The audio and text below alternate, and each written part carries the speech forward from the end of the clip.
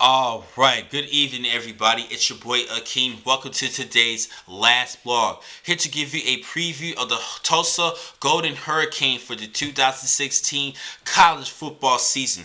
Last year they went 6-7 overall, losing in the Independence Bowl 52-55 to close out their season against the Virginia Tech Hokies. And they no longer have head coach Frank Beamer. He ended his career with a bowl victory. Good for him, but a tough loss for the Tulsa Golden Hurricane. But they do have the return of great quarterback Dane Evans, who's underrated in my opinion. He had 4,332 yards passing, 25 touchdowns, and 8 interceptions this past season. I think those are good numbers, and I think he would at least do better than that this upcoming season.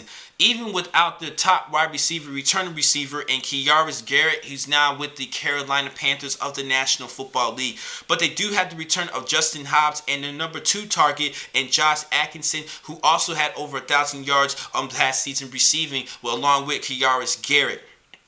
Now, one player I think this is a good sleeper player in D'Angelo Brewer, who started to emerge a little bit as the season progressed. First, it was Zach Langer who was scoring all the touchdowns with 18 rushing touchdowns. But I think that Brewer is going to be more key in the ground attack for the Golden Hurricanes. Now, last season, like I said, they went 3-9. But the problem that they have was their defense. Bill Young and Brian Norwood's going to have to butt their heads together as co-defensive coordinators this year and try to find a way to help this defense in order for this team to sleep their way to a conference championship appearance. Now, I think that this team is the sleeper this season in the American Athletic Conference. Now, I know that other teams is not counting them out and definitely have their eyes on them on their respective schedules, but I think that for the nation to know, I think that the Tulsa Hurricane can definitely be a sleeper this year in the American Athletic Conference because of quarterback Dane Evans. Now, the one game that we all have to pay attention to is October 15th against Houston.